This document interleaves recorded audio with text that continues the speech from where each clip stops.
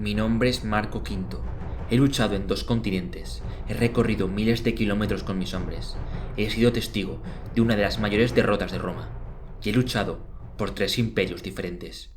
Escucha atentamente, pues esta es mi historia.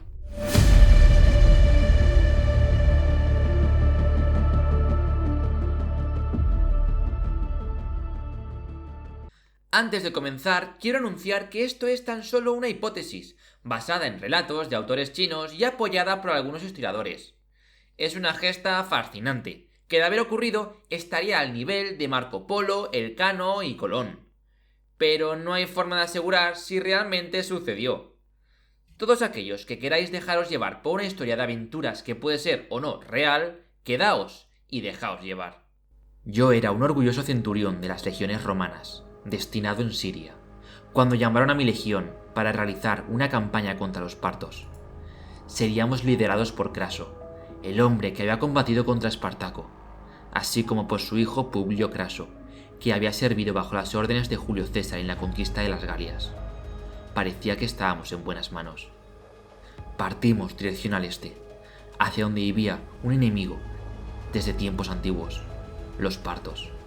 Durante días marchamos junto al Éufrates, recibiendo suministros gracias a la flota. No nos faltaba nada. Alimentos frescos todos los días, agua en abundancia y cualquier equipo militar que necesitásemos. Parecía que iba a ser un desfile militar. Los pueblos por los que pasábamos se rendían sin luchar, y nos entregaban tesoros y auxiliares para ganarse nuestro favor. Un día llegó un árabe que había servido a las órdenes de Pompeyo, y había mostrado una lealtad a Roma incontestable. Este dijo que Orodes, rey parto, se encontraba lejos de las posiciones romanas. Frente a nosotros, según él, tan solo había un ejército pequeño liderado por Surena, un oficial parto. Tras unos días, Craso ordenó detener la marcha, y un día más tarde, cruzamos el Éufrates. Casio, subalterno de Craso, se opuso firmemente a esta decisión. Yo estaba con él, pero el ejército estaba dividido. Una parte pensaba que lo mejor sería mantenerse junto al río, como yo, pero la otra parte pensaba que lo mejor era cruzar, derrotar a un pequeño contingente de tropas partas y regresar victoriosos antes de que llegase Orodes con la fuerza principal. Caminamos durante unos días y llegó un mensajero con ropajes armenios. La información no tardó en conocerse por todo el ejército. Artabasdes, rey de los armenios, estaba sufriendo un ataque parto, por lo que no podría mandarnos refuerzos. El armenio aconsejó a Craso que volviésemos al río, o fuésemos a las montañas, y rápidamente Casio apoyó la idea. Yo rezaba en silencio a los dioses, para que Craso diese media vuelta, pero no fue así. Seguimos adelante. Esa misma noche escuchamos una bronca enorme entre Casio y el árabe. Casio pensaba que el árabe era un simple traidor que nos llevaba hacia una trampa, pero Craso no lo escuchaba. Él quería seguir adelante y obtener una rápida victoria. Al amanecer del día siguiente, nos ordenaron racionar el agua. Con la mitad de agua en nuestros cuerpos, debíamos caminar bajo el ardiente desierto. Nuestras protecciones de hierro ardían bajo el sol y nos provocaban llagas en la piel. Nuestros ojos nos engañaban y nos hacían ver lagos donde no había más que arena. Los labios agrietados, la piel seca, el sol imbatible sobre nosotros, y aún así, seguíamos marchando. Cada paso que dábamos se convertía en un suplicio. Con cada paso que dábamos, nos alejábamos de nuestras defensas y de nuestros suministros, y nos acercábamos más y más a la incertidumbre y al enemigo. A la tarde de ese mismo día, vi al árabe salir del campamento a galope tendido. Me alegraba saber que ya no estaba entre nosotros, pero al mismo tiempo, su partida me causaba una extraña sensación en el estómago. Esa sensación era un instinto que había desarrollado con el paso de los años. Era un estado de alerta que teníamos los soldados. Esa sensación se agravó cuando Craso salió de su tienda con una túnica negra, en vez de con su túnica correspondiente. Cuando se dio cuenta se la cambió, pero el presagio ya había sido visto por mis hombres. Al día siguiente, Craso envió exploradores a caballo para encontrar el ejército enemigo. Apenas regresó un puñado de hombres. Los ánimos de mis legionarios comenzaron a caldearse. Se nos ordenó formar un frente largo para evitar que los partos, que según los exploradores iban todos a caballo, nos pudiesen flanquear. Así avanzamos unos metros hasta que Craso, visiblemente sobrepasado por las circunstancias, ordenó formar un cuadrado. Estábamos pasando de una formación ofensiva a una defensiva. Mala señal. Encuadrado proseguimos nuestro avance hasta el río Valig, donde todos nos lanzamos como bestias al agua a beber ese manjar de los dioses. Apenas tuvimos tiempo de beber cuando se nos ordenó proseguir la marcha. Unas horas después, vimos frente a nosotros a un contingente de catafractos partos. Sus armaduras, pulidas, reflejaban la luz del sol y aumentaba el temor entre mis hombres. Se nos ordenó detener la marcha. Caminé por entre los hombres de mi centuria, infundiendo ánimos con palabras que ni yo mismo me creía. Les prometía una victoria sencilla, pero sabía que estaba mintiendo.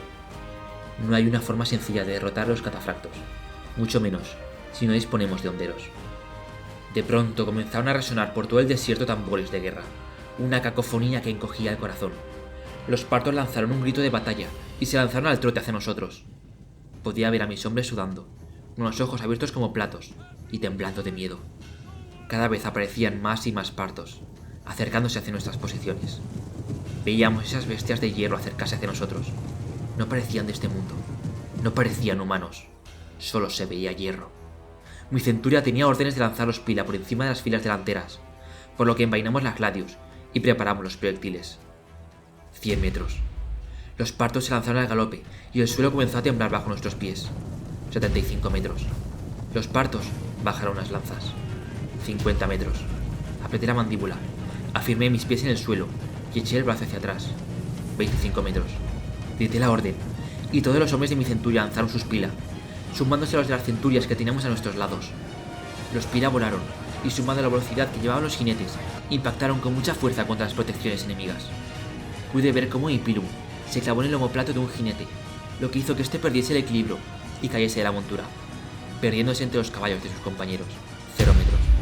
La carga impactó con fuerza contra nuestras líneas, embistiendo a los primeros legionarios que fueron lanzados hacia los escudos de los compañeros que tenían detrás.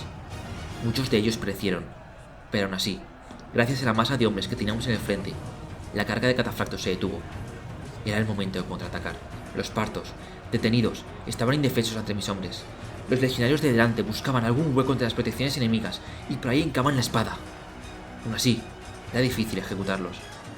Ordenaron a mi centuria que retrocediese y fuimos relevados por auxiliares galos, los cuales se tiraban al suelo bajo las monturas enemigas y desde ahí apuñalaban a los caballos partos.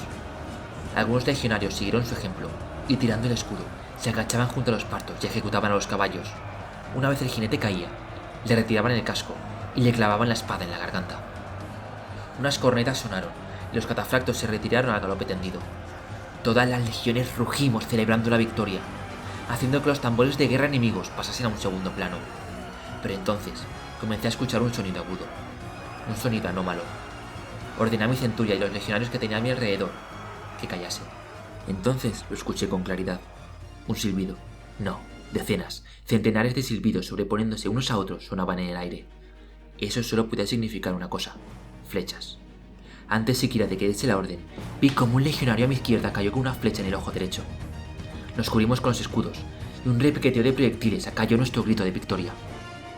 Centenares, miles de arqueros a caballo partos trotaban alrededor del cuadrado disparando sus proyectiles contra nosotros. Suponía que la idea de Craso sería esperar a que se quedasen sin proyectiles. No me parecía una mala idea. Estuvimos así, en modo pasivo, y con nuestros escudos en alto, lo que parecía una eternidad. Me atreví a mirar a través de nuestros escudos hacia los partos, y se me hizo un nudo en el estómago. Vi cómo había decenas de camellos entre los arqueros partos, cargados hasta arriba de cestas con flechas. Por Castor y Pollux, tenían un suministro casi infinito de flechas. Debía hacérselo saber al cónsul. Ordené a 5 hombres que me acompañasen con los escudos en alto, y fuimos a la carrera hasta el centro del cuadrado, donde se encontraba el estado mayor del ejército. Solo Casio salió a recibirme, al hacerles ver lo urgente de mis noticias. Le conté lo que había visto y me ordenó regresar a mi puesto. Así lo hice. Yo había hecho todo lo que estaba en mi mano. Pocos minutos después, nos ordenaron abrir un pasillo en nuestro frente. Nos apartamos y ante mí pasó la caballería romana, apoyada por jinetes celtas y 4000 legionarios. Los jaleamos y les deseamos suerte. Cuando abandonaron el cuadrado, cerramos filas y vimos cómo marcharon contra los partos. Yo contemplaba orgulloso a esos hombres que, sobreponiéndose a sus miedos, cargaban contra el cerco, intentando abrir un hueco por el que permitirnos huir. Veía a Publio Craso sobre su montura, liderando a los jinetes en la carga. Desde luego, era un hombre valiente. Poco a poco una nube de polvo fue cubriendo a estos hombres, hasta que finalmente los perdimos de vista. La cantidad de flechas que caía sobre nosotros se redujo considerablemente, y el ruido fue desapareciendo del campo de batalla. No había rastro de los hombres de Publio. La presión sobre nosotros cayó a mínimos, y Craso aprovechó el momento para ordenar la retirada. Marchamos encuadrado en dirección a las montañas, recayendo sobre mi cohorte la labor de proteger la retaguardia. Entonces lo escuchamos, el sonido de la muerte, el sonido de nuestra perdición. El inconfundible sonido de batalla cogió fuerza por donde habían cargado Publio y sus hombres. Alcanzó un punto álgido, y comenzó a desvanecerse apenas 30 minutos después, hasta quedar completamente en silencio. ¿Habrían sido derrotados los partos? ¿Lo habrían sido los romanos? Poco después, escuchamos el sonido de caballos al trote acercándose, y gritos de júbilo, que no eran en latín. El nerviosismo era compartido por todas las legiones. Finalmente los jinetes partos regresaron, con uno de ellos abanderando una lanza con algo clavado en la punta. Cuando se acercaron más, logramos ver qué había en la punta de la lanza. Era la cabeza de Publio Craso. Un lamento se alzó por entre nuestras filas, pero duró poco, pues rápidamente los partos volvieron a arrojar sobre nosotros una lluvia constante de flechas. La moral estaba por los suelos. Mis hermanos de armas estaban aterrorizados. Se oían gritos de angustia de legionarios llamando a sus madres. Se escuchaba el lamento de los heridos. Se oían los insultos de los hombres que amenazaban impotentes al enemigo. Un hedor a heces, vómito, orín, sudor y sangre nos envolvía, haciendo aún más lamentable nuestra lucha. El polvo del desierto, levantado por los catafractos que trotaban a nuestro alrededor, nos asfixiaba. Llevábamos horas y horas sin comer ni beber. Y el sol, inmisericorde, seguía acechándonos desde lo alto, quitándonos lentamente la poca energía que nos quedaba. Era como si los dioses estuviesen de parte del Imperio Parto.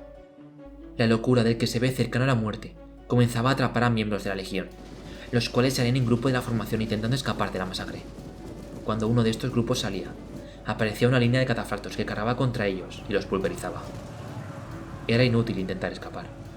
Nuestra única posibilidad de sobrevivir residía en la unidad, y esto, a su vez, jugaba en nuestra contra. El cuadrado cada vez se apretaba más y más, pues todos queríamos sentir la seguridad de nuestros compañeros. Llegamos a un punto en el que estábamos tan prietos que no podíamos movernos, y éramos un blanco tan grande que los arqueros enemigos no necesitaban siquiera apuntar para dar en el objetivo. Vi a un grupo de hombres a pie, observando la carnicería a una distancia prudencial, y la ira se apoderó de mí. Allí estaba el árabe, que nos había conducido a la trampa. Pero ya nada importaba. Las flechas seguían cayendo, y los romanos seguíamos muriendo. No sé cuánto tiempo pasó, pero finalmente el sol comenzó a ponerse por el horizonte, y los partos dejaron de atacarnos. Vi cómo se retiraban hasta unas tiendas, y se disponían a pasar la noche. Al día siguiente se reanudaría la carnicería. Los oficiales del ejército se reunieron, y decidieron que nos retiraríamos. A la vista de las bajas sufridas y de la pérdida de oficiales, ascendieron a algunos, entre otros a mí, poniéndome al mando de los restos de diversas cohortes, unos 2200 hombres en total bajo mi mando. Pero había un problema: los heridos. Las flechas, más que matar, habían herido a una cantidad ingente de los nuestros, los cuales no estaban en condiciones de soportar la larga marcha hasta la fortaleza de Carras. Tampoco podíamos cargarlos, pues nos retrasarían, y era preciso marchar rápido. Se decidió abandonarlos. Formamos en columna de marcha, y sin antorchas para no llamar la atención de los partos, marchamos en noche cerrada hacia Carras. Atrás dejamos a los heridos, suplicándonos ayuda, y que los llevásemos con ellos. Pero evitando mirar atrás, los abandonamos. Caminamos haciendo zigzag para evitar dejar un rastro claro, pero en uno de esos giros, perdí de vista la legión que tenía delante. Rogué a los dioses que me guiasen, y seguimos caminando hacia Carras, o eso pensaba. 2 horas después, comprendí que nos habíamos perdido. No tenía sentido caminar sin rumbo, por lo que ordené a mis hombres que rompiesen la formación y durmiesen al raso, sin luces ni tiendas. Después de todo el día combatiendo, era necesario reponer fuerzas. La luz del alba nos despertó, y con el nuevo día llegó un nuevo problema. Al incorporarme, pude ver que estábamos rodeados. Gran cantidad de catafractos partos rodeaban nuestras posiciones. Di la alarma y mis hombres, convalecientes y aún extenuados, cogieron sus armas y se prepararon para combatir. ¿Pero merecía acaso la pena combatir? La campaña había sido un fiasco. Gran parte del ejército había sido derrotado. ¿Cambiaría nuestra muerte segura la suerte de la República? No lo creía. Con la mano derecha, clavé mi espada en la arena y alcé los brazos. Uno tras otro, mis hombres tiraron sus armas. Los fieros legionarios romanos nos habíamos rendido. Aquí finaliza la primera parte de este especial. Mi idea inicial era hacer un único vídeo. El problema es que cuando me puse a escribir vi que me quedaba un vídeo extremadamente extenso, por lo que decidí dividirlo en dos. No os preocupéis que mañana tendréis la segunda parte. Y como siempre, si os ha gustado, dadle a me gusta y suscribíos para no perderos ningún nuevo vídeo. ¡Hasta otra!